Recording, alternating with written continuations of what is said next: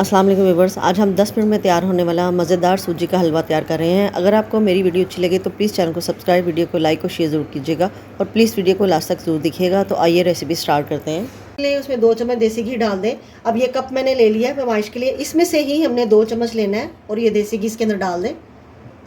अब इसके अंदर कुछ ड्राई नट्स को फ्राई कर लें। सबसे पहले थोड़ी सी किशमिश फूल गई है, किशमिश बहुत जल्दी फ्राई हो जाती है और अब इसे निकाल लें। और अब इसके अंदर ड्राई नट्स डाल दें। आप कोई से भी ड्राई नट्स ले सकते हैं, बादाम, काजू। अब इनको भी हल्का सा रोस्ट कर लें।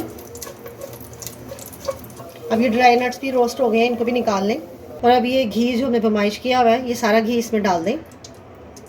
डालें तो इसमें 2 इलायचियाँ जिनके इसका मुंह खोल लें और इसको डाल दें और इनको फ्राई कर लें।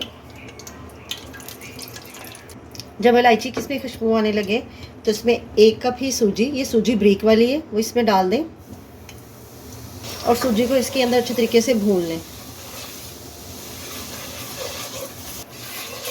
सूजी को भूनते हुए 5 से 6 मिनट हो गए हैं और इसके अंदर से देखिए बहुत अच्छी खुशबू आ रही है और इसका कलर भी चेंज हो गया है। अब इसके अंदर 1 कप ही चीनी, आप अगर चीनी ज़्यादा पसंद करते हैं तो 1 कप से 1-2 चम्मच ज़्यादा डाल दें।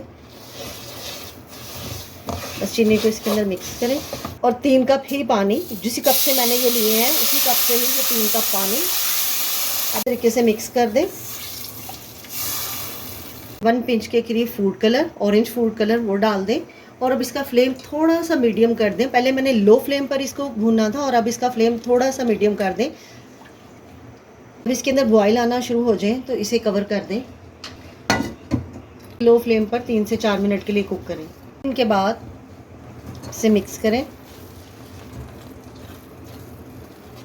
अब इसमें जो ड्राई नट्स हमने फ्राई किए थे वो इसके अंदर डाल दें। अब इसे मिक्स कर दें।